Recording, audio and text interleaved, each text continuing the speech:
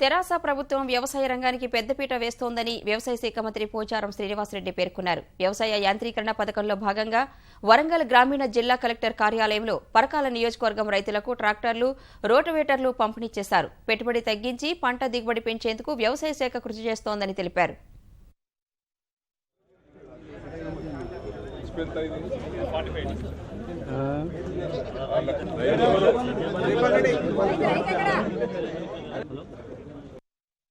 వ్యవసాయ యాంత్రీకరణ పరికరాలు దేశంలో ఎక్కడ లేని విధంగా 50% సబ్సిడీ పైన గౌరవ ముఖ్యమంత్రి గారు తెలంగాణ రాష్ట్రం ఏర్పడిన తర్వాత వ్యవసాయ శాఖకు ఆదేశించారు.